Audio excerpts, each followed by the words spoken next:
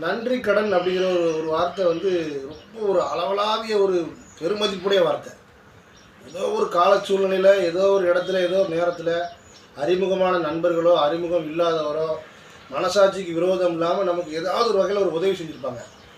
அவங்களுக்கு கைமாற நம்ம ஏதாவது ஒரு சின்ன ஒரு கைமாறு நன்றி கடன் செலுத்தணும் அப்படின்னு சொல்லி ஒரு நியதி இருக்குது. ஐயன் வள்ளுவர் அவர்கள் அழகாக எழுதியிருப்பார்.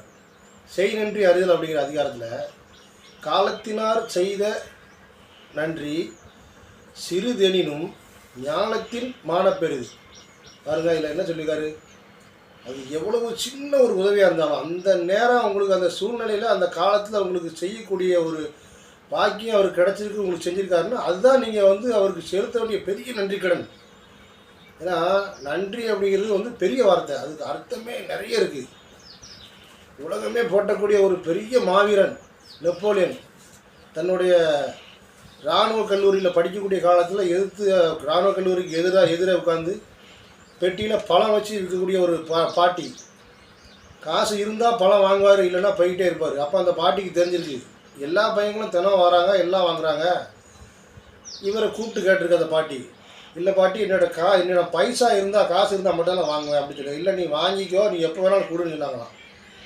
ரொம்ப வற்புறுத்தி இந்த பாட்டி கேட்டுக்கொண்டதின் பேரில் கொஞ்ச நாள் வாங்கியிருக்காரு. கொஞ்ச காலம் ஆச்சு, அந்த படிப்பெல்லாம் முடித்து அவர் அங்கே இருந்து பாரிஸுக்கு அவர் அனுப்புதாங்க மேல் படிப்புக்காக.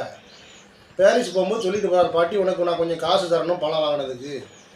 அப்புறம் அந்த பழம் வாங்கின காசை நான் எப்படி கொடுக்கறது, நான் வந்து பாரிஸ் போகிறேன். இல்லை பாட்டி, சந்தோஷமாக போயிட்டு வா, நீ நல்லபடியாக பயிற்சியெல்லாம் முடிச்சுட்டு சிறப்பாக ஒரு நல்ல ஒரு தளபதியாக வரணும் அப்படின்னு அந்த பாட்டி சொல்லுவாங்க. அதே மாதிரி இவரும் போகிறாரு, போயிட்டு எல்லாம் பயிற்சியெல்லாம் முடித்து கொஞ்ச நாளே திரும்பி வந்து ஒரு பெரிய போர்ப்படை தளபதியாக வந்து நிற்காரு. அப்போ வந்து அந்த பாட்டி வந்து பார்க்காரு, பாட்டி என்ன யாருன்னு தெரியுதா? இல்லை தெரியலே யாருங்க. அந்த பாட்டிகிட்ட சொல்லுதாரு, நான் தான் அவங்ககிட்ட வந்து கடனுக்கு பழம் வாங்கி சாப்பிட்ட நெப்போலியன் அப்படிங்கிறாரு. அந்த பாட்டிக்கு நெகிழ்ச்சி, சந்தோஷம் தாங்க முடியல. பாருங்கள், எவ்வளவு சூழ்நிலை இருந்தாலும் தனக்கு அந்த நன்றி கடனை செலுத்துகிற மாதிரி என்ன நெப்போலியனுக்கு வந்து அந்த இடத்துக்கு வந்திருக்காரு. வந்தது மட்டும் இல்லாமல் அந்த பாட்டியை கேட்காரு, பாட்டி நான் உங்களுக்கு பணம் தரணும், இப்போ காசு தரணுமா? இல்லை, எனக்கு காசு வேண்டாம். இவருக்கு ஆச்சரியம் தான். அவங்களுக்கு இல்லை பாட்டி, நான் அவங்கள்ட்ட பொருள் வாங்கிட்டு காசு தரணும். இல்லை வேண்டாம், என் பேரனை இதே மாதிரி இராணுவ கல்லூரியில் பள்ளியில் சேர்க்கணும், அதுக்கு உங்களோட உதவி தேவை அப்படின்னு சொல்கிறாரு.